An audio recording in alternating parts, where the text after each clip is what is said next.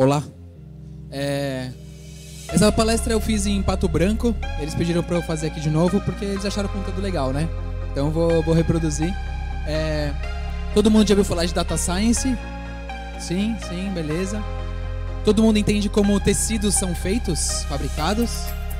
Mais ou menos, né?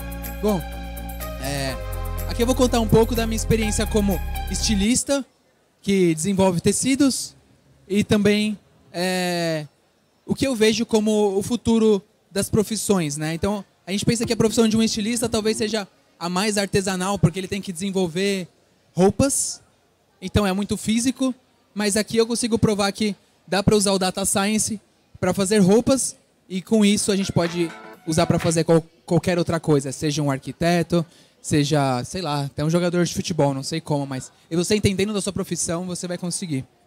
Deixa eu passar aqui. Vai passar. Ah, tem que ligar, né?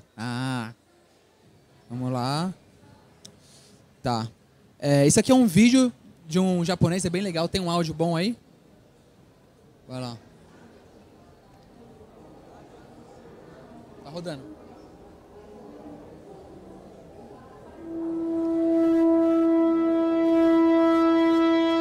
What is a human?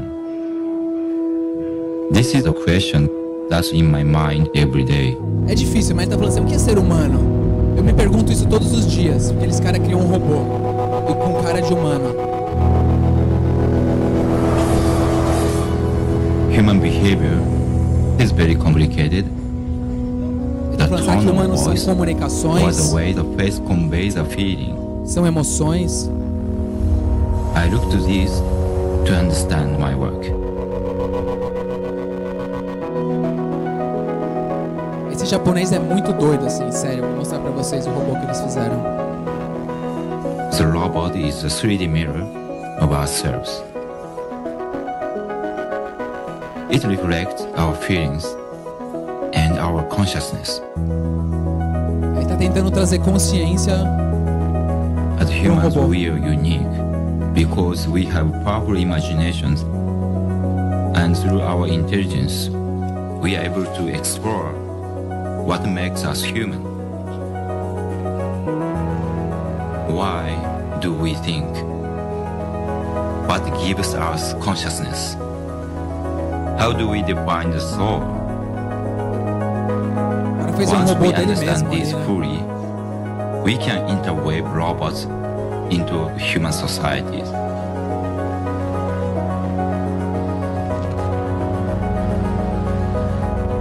When we develop AI machines that can think like a human, will that make Então, uma machines coisa que eu human? fico pensando assim It's a matter é for que society a gente to não tem que ter decide. medo dos robôs.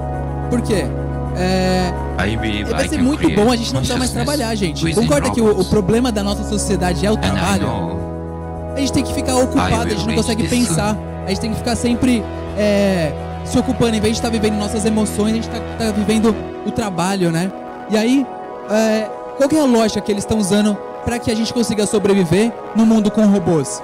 Basicamente, os robôs vão pagar imposto. Os robôs vão estar trabalhando e o salário deles vai simplesmente pra gente. O imposto que eles geram vai para a sociedade. Então o robô está trabalhando e a gente está ganhando o imposto desse robô. Não faz sentido? Então, queria desconstruir isso na cabeça de vocês, que a partir de hoje, tudo que vocês puderem fazer para ajudar a gente a criar robôs e soluções mais eficazes de inteligência vai ser melhor para o nosso futuro, para o futuro dos nossos filhos. Eu espero que meu neto não saiba o que é a palavra trabalho. E eu vou fazer o possível para que isso aconteça. Esse mapa aqui que vocês viram é como a lógica daquele robô funciona. Então ele tem alguns caminhos que ele vai indo, e se a resposta é sim ou não, ele desvia para outro caminho e vai se desenvolvendo. É um sistema neural de robôs. Aqui, né, uma conversa que eu levei uma jornalista para falar. Let's start a discussion. We're going to look at the difference between humans and robots. About the differences. Então não dá para entender direito o que eles estão falando, mas eles estão numa conversa 3 pessoas, 2 robôs e um humano. Well, E bom, a gente falando de inteligência artificial, a gente fala, puta, essa parada tá muito longe da nossa vida. E na verdade não. Teve uns caras que chama coma, que é vírgula em inglês. Os moleques, assim, tipo, da nossa geração, sem pretensão nenhuma, eles falam, cara, sabe qual é a diferença do carro autônomo do Uber, do carro autônomo da Google? É que o nosso vai ter os dados da própria sociedade. Enquanto um escritório que nem a Google tem lá 1000 desenvolvedores para trabalhar com inteligência artificial, o cara quer que a população do mundo inteiro tenha acesso aos dados e possam trazer feedbacks. Faz muito mais sentido, né? É igual quando a gente pensa no sistema do nosso celular, o Android, comparado ao da Apple, que hoje em dia a Apple fica copiando o Android porque o Android é feito pela sociedade, certo? Então, esse cara, ele criou um jeito de você pegar seu celular, imprime a parada na impressora 3D, encaixa seu celular lá, baixa o software, conecta no retrovisor do seu carro e começa a gerar dados para o software open source. Então é esse cara que está derrubando aí Tesla e Google, esse moleque, entendeu? E basicamente ele não é o super mais inteligente, ele não tem todos os dados. O que ele fez simplesmente foi tirar o ego dele ser ou cara, ou cientista, ou fodão, para falar, cara, vamos usar a massa, vamos usar as pessoas para fazer isso. Aqui é um pouco de como o software funciona por trás, que você deixa lá o celularzinho e ele vai coletando esses dados e vai entendendo o seu comportamento como motorista. Então, em vez de alguém ensinar, na verdade ele está só observando você dirigindo. Faz muito mais sentido. E isso é totalmente voltado para dados. A nossa sociedade hoje vai ser 100% dados. Então, existe um ditado até muito comum nos Estados Unidos que é: se sua empresa não nascer voltada para dados, ela já nasce morta. Ela já nem nasce, entendeu? Já morreu.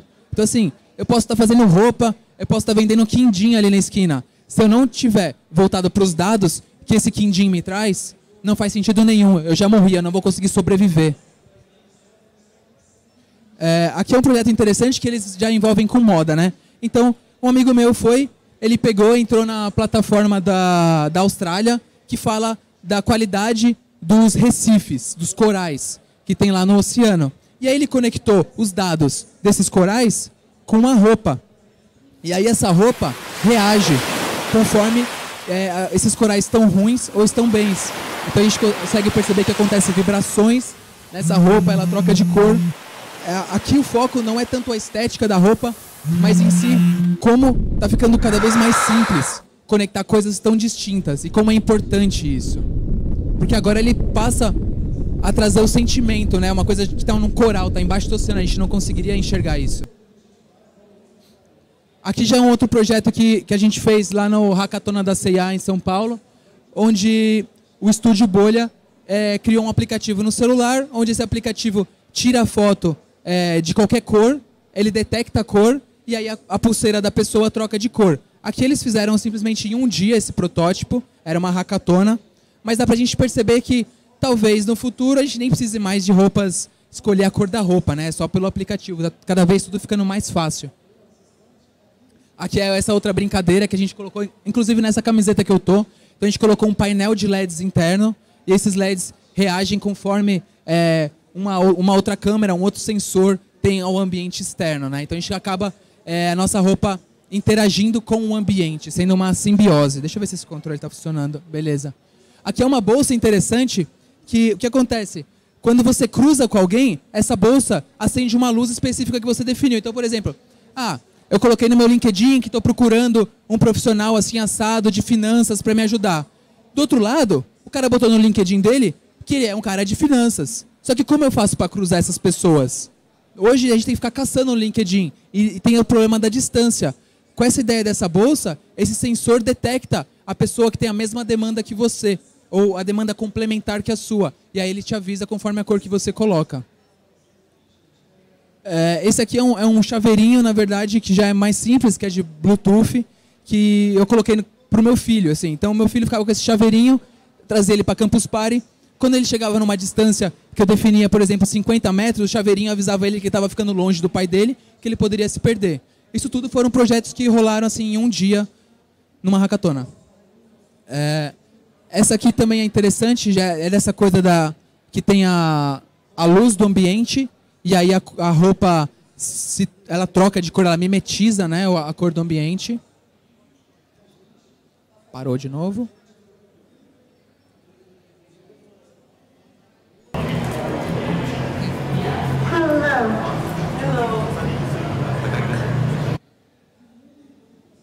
Tá, boa. Essa daqui é a programadora da Intel.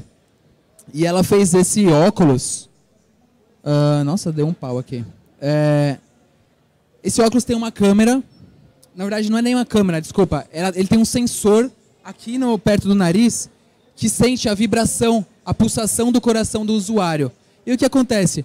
O usuário está tenso e essa outra coisa do lado aqui, que é essa câmera que está ali grandona, fica na cintura. Claro, ainda é grande, mas é interessante a ideia. Porque os dados de pulsação do sangue dessa pessoa transformava em gráficos visuais usando processing, que é uma linguagem aqui que a molecada toda conhece. E aí esse processing gerava imagens que eram projetadas geradas a partir do sentimento, do estresse do usuário. Esse outro, ele é um hardware que você coloca na palmilha do pé. Isso aqui, lá em São Paulo, eu não conheço aqui na região, mas lá em São Paulo tem um bairro que chama Santa Efigênia. Você compra tudo isso aqui, bateriazinha simples, Arduino que você compra na internet, sensor de flexão. Os caras colocaram na palmilha do tênis. E aí a gente pensa, cara, a Fujitsu pegou uns moleques que fizeram isso, a Fujitsu nem faz calçados, mas falou, cara, interessante, pra quê? Não sei. Então a gente está numa era agora da sociedade que a gente está descobrindo coisas que, cada passo que eu dou, ele detecta a posição que meu pé está pisando. Será que meu pé está pisando torto? Será que não? Pode gerar gráficos, pode fazer para milhões de mercados. Mercados. Bom, isso aqui é uma coisa interessante que eu estou falando só de projetos, né, coisas que existem pelo mundo, mas vou falar para vocês que eu também mapeei os dados da minha vida pessoal. E aí eu transformei isso para entender se vale a pena eu botar minha energia em projetos que me dão dinheiro a curto prazo. Então eu coloquei 3 cores. A verde é a cor que me deu dinheiro. Opa, peraí, é que eu não consigo ler aqui. Opa, calma aí.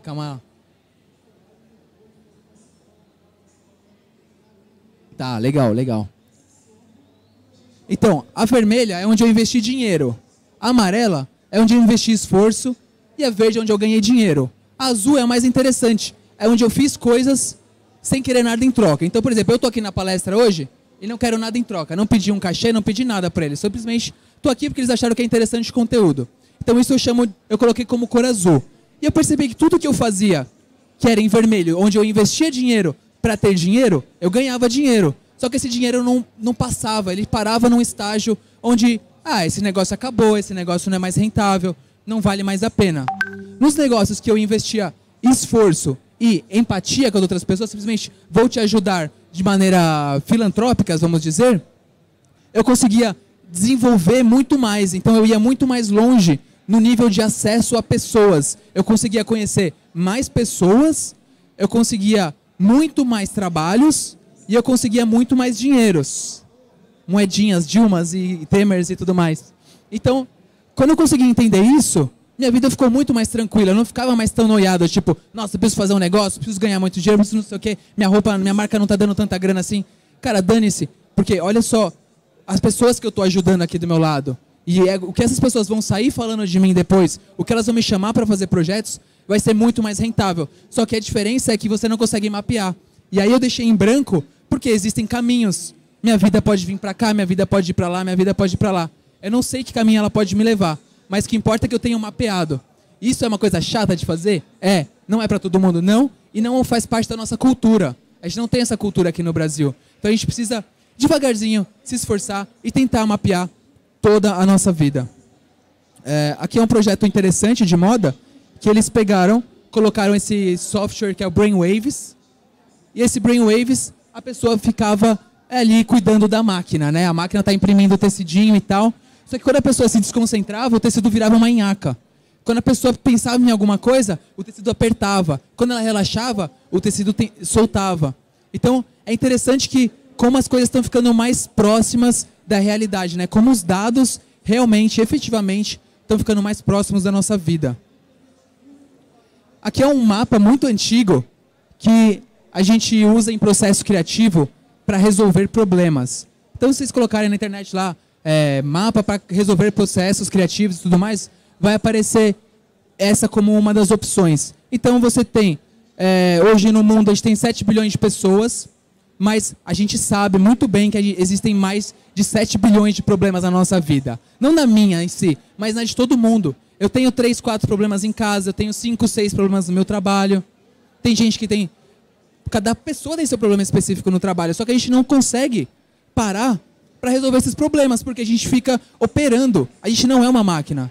A nossa diferença, ser humano, é que a gente pensa. Os insetos, os cachorros, os animais, eles não pensam. O nosso diferencial é esse, a gente não pode ficar operando. Então, a gente tem que usar procedimentos, metodologias, para conseguir chegar mais longe. Esse aqui é um exemplo de uma camiseta que eu fiz para Olímpicos, onde eles queriam premiar o Bernardinho por ter se desligado da seleção brasileira de vôlei. Ele tinha ganhado 32 prêmios. E como eles iam conseguir falar, cara, valeu a pena você estar com a gente. A gente estava falando de fibra, de vitória, de suor. E aí, a gente fez o quê? Comprou em leilão todas as camisetas deles, que eles tinham como título. E aí, o projeto foi desfibrar essas camisetas e transformar em uma, que é essa que vocês estão vendo. Do meu lado, o projeto era tipo assim, Renan, você tem um cachê de 16 mil reais para fazer isso, você topa? Falei, cara, fodeu, tipo, eu não consigo fazer isso com esse dinheiro. Mas eu pensei, o que isso vai me trazer de troca?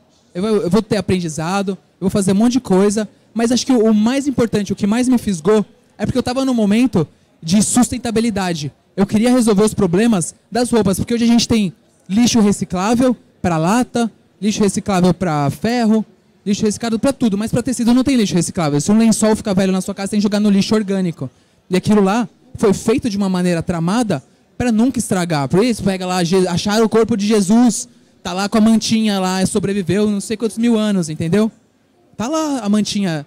Então, assim, o tecido não foi feito para ser destruído. Então, com esse projeto eu falei, beleza, qual vai ser a recompensa que eu vou ter em troca? A recompensa que eu vou ter em troca vai ser desenvolver uma metodologia para que a gente possa, de maneira global, conseguir resolver o problema dos tecidos. Então eu gastei todo o budget, visitando todas as fábricas do Brasil e vendo todos os maquinários para resolver isso.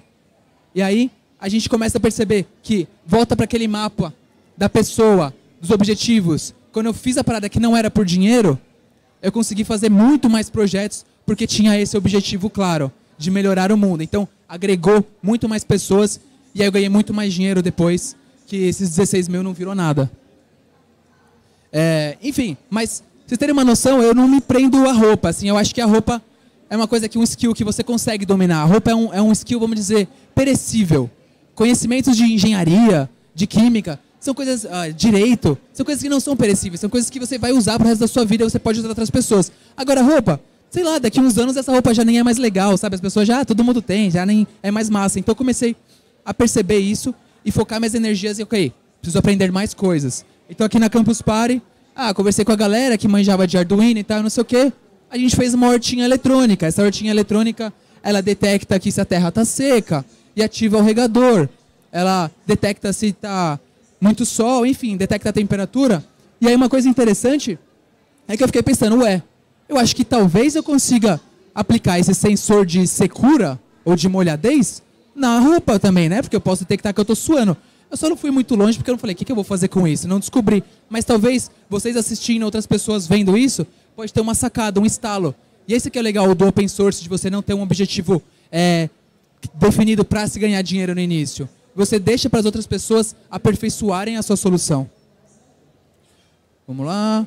Aqui são umas coisas de roupa que eu já fiz, que também foi um tecido que eu desenvolvi, que quando eu lavava o tecido, ele ficava transparente. Acho que vocês devem já ter visto essa moda, assim, das pessoas usando uns vestidos de festa, que uma parte fica transparente e tal, e não sei o quê. Então, isso daqui eu desenvolvi em 2015, que também foi, assim, totalmente despretensioso, e era o problema de ter formas complexas, mas essas formas complexas não terem costuras, porque a costura deixa o tecido engruvinhado.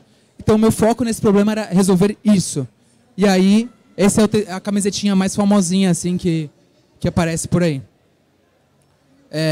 Enfim, saí também desenvolvendo uma saia ali, resolvendo para entender o que as pessoas iam achar. Aí essa transparência evoluiu, então a Maite Proença prometeu lá pro Botafogo que se o Botafogo ganhasse, ela ia ficar pelada e aí todo mundo, fodeu. Ela não quer ficar pelada porque diz ela que tá com 56 anos e não tá com o corpo em forma. Eu olhei e falei, mano, Eu não punha roupa nenhuma, sério, tá tipo incrível. Mas ela, não, eu quero sair na Playboy de novo, eu preciso ficar com os peitinhos turbinadinhos. Eu falei, beleza, vou fazer então a roupa.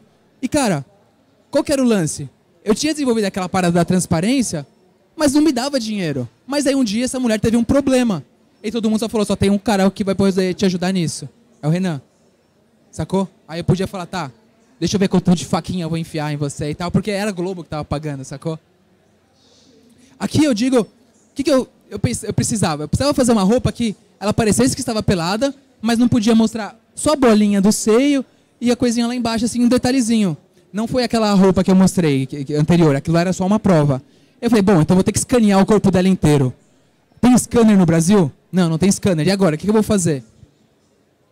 Bom, abri uma planilha no Excel com mais de 64 linhas, peguei todas as variáveis do corpo dela. Ela tava ficando puta, mas você tá medindo tudo, todos os centímetros. Eu falei, cara, desculpa, a gente tá no Brasil, o bagulho é rústico mesmo, é o que tem pra fazer. Mas deu certo, sacou? Ficou tipo exatamente o tamanho dela, não tive nenhum erro, mas eu não me... não desanimei por causa disso, não corri nenhum risco. Eu falei, não, eu vou nos dados. Nos dados não tem como errar. Eu pegando seus dados agora, depois já era. Eu posso mexer aqui no ateliê sozinho e dar um jeito. O que tá dando risada aí? É o que? É grande? O que é grande aí? Bico do peito direito, mano. A medidinha do bico, velho. Ela vai me matar se ela ver esse vídeo. Bom, e aqui também é a mesma coisa, né? Tipo, pra fazer a camiseta do Bernardinho que eu mostrei lá pra vocês, eu tive que ter todas as medidas específicas do corpo dele. Aqui, por exemplo, é uma ficha técnica de um moletom de uma marca X nos Estados Unidos. No Brasil, a gente não chega nesse level de detalhamento. Só que quanto mais detalhamento, melhor. Que mais? E bom, aí eu chego nessa questão de falar, putz, mas Renan, caramba, velho, vou ter que aprender tudo de novo. A vida me trouxe até aqui, eu tô com o pé no chão firme de que o que eu fiz estava certo. E as pessoas estão me falando que o que eu fiz está certo. E agora você quer que, me trazendo com essas informações e essa tonelada de bibliografia, de webgrafia que tem na internet agora, você está me dizendo que está tudo errado? Tá tudo errado, gente. Porque trouxe a gente até aqui. Mas a gente não quer parar aqui. A gente não quer o status quo, a gente quer ir para frente. E para ir para frente, a gente precisa usar novas metodologias. E aí essas novas metodologias, eu assimilo a minha infância, quando eu tinha lá meus MP3 preferidos, minha lista no ICQ, tipo... E aí um dia eu ligava o computador e o computador tela azul, né? E aí o que eu tinha que fazer? Formatar tudo. Depois de uma semana eu estava tranquilo, não tinha mais problemas. Agora sim, beleza, vocês querem aprender a mexer com Data Science. Vocês vão lá na internet colocar Data Science, software, free, open source, qualquer coisa assim. Vai aparecer vários para vocês. Esse aqui eu acho interessante porque ele é de conectar pontos. Então você vai lá, lê um manualzinho, 15 minutos, conecta os pontos, coloca lá numa planilhazinha a medida do corpo, quanto de prejuízo você tem por mês, quantos amigos você perde na vida, qualquer coisa. Coloca lá, ele vai te dar um mapinha visual que você vai falar, interessante, então talvez eu esteja perdendo meus amigos, porque sei lá, eu estou sendo muito cabeça dura, não estou ouvindo tanto eles. Aqui é um curso de graça da Harvard, EDX, Data Science, você sai, tipo, em 3 dias você faz o curso e já era. Aprendeu. Olha o meu WhatsApp aí, apitando. Uma coisa muito mágica, mas é muita treta de explicar isso agora em poucas palavras, é que as empresas antigamente, elas duravam 75 anos, hoje elas duram 15. Então, em vez de você ficar esperando alguém fazer uma ideia melhor que a sua empresa e você acabar, ou sua profissão, ou o que você ama fazer, você mesmo tem que destruir o que você ama. Eu amo fazer isso. Eu amo fazer roupa. Roupa é o que me dá tesão. Todo dia é o que me fazia ficar acordado. Mas eu percebi que uma hora os sistemas vão automatizar minha profissão de estilista. Eles vão pegar a ficha técnica lá, misturar os 3 modelos mais vendidos e vão falar, cara, isso aqui tem muito mais a ver. A gente criou 12 mil modelos em uma hora, você que só criou 3.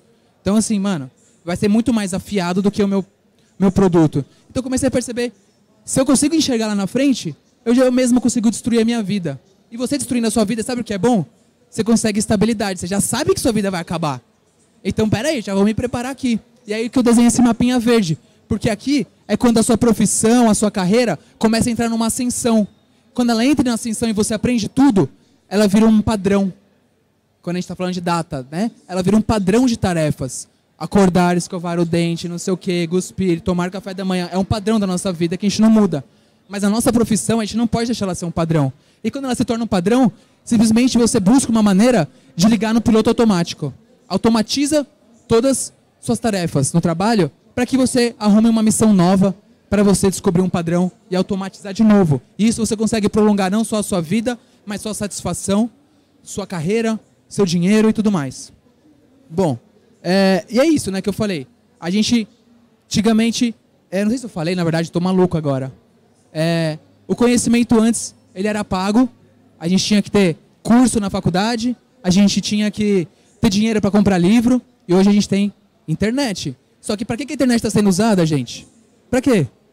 O que eu vou fazer quando eu acabar a palestra? Eu vou lá no meu Instagram e vou rolar umas 3, 4, 5 fotos para ficar feliz, para achar que eu estou conectado com o mundo. Mas na verdade eu não estou conectado com o futuro nem com o presente. Estou conectado com o status quo, com o passado, com o que acabou de acontecer. E aí, isso inclui a gente dizer que a gente é um ser de hábito. A gente quer uma rotina na nossa vida. A gente quer uma vida tranquila. A gente quer simplesmente chegar em casa, saber que a nossa família está lá, que o dinheiro vai cair na conta, que não sei o quê. Mas o Einstein não. Ele percebia que, cara, todo dia ele tinha que fazer algum esforço, se mexer, fazer alguma coisa nova e errar, exatamente para fazer o mundo caminhar. Ele não estava preocupado com o hábito dele. E o potencial de todos vocês que estão aqui assistindo, tipo, vidrados na palestra, é exatamente essa. Existe muito potencial dentro de vocês, mas a gente fica nessa entre potencial e hábito. É sempre um dilema, um paradigma dentro da nossa vida. Bom, e aí as pessoas falam, tá, mas o Einstein, o Tesla, né, porra, eles eram superdotados. Não, simplesmente, os caras praticamente não dormiam. O Einstein dormia, tipo, a cada 3 horas ele dormia 45 minutos. Por quê? Ele queria ficar produzindo. Milhões de erros, milhões de coisas que não deram certo, mas, cara, produzindo. Eu preciso fazer minha vida ter um sentido. Eu preciso morrer falando, eu tentei fazer alguma coisa. E não, eu morri e deixei de fazer aquilo. Bom, tem esse projeto Yunus Social Business, que é interessante, que ele conta como ele tirou uma pessoa normal, que nem a gente, como ele tirou 50% da população de Bangladesh da pobreza. É muito massa vocês verem isso, tipo, tem umas matériazinhas super enxutas que vão te explicar. Essa Próspera é uma organização que eles estão tentando fazer em blockchain.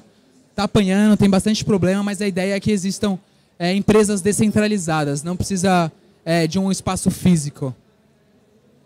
Bom, e é isso, né? Vocês não precisam concordar com tudo que eu falei, mas vocês precisam tentar se desconstruir e ir mais longe. Tipo, é como se o que eu tivesse falado fosse insignificante. Vocês, não, eu tenho uma ideia muito melhor no que você falou, entendeu? Porque daí eu aprendo também, porque senão eu só vou ficar falando, sacou? Vocês precisam trazer agora de volta para mim ou para outras pessoas o conhecimento. E, bom, é isso.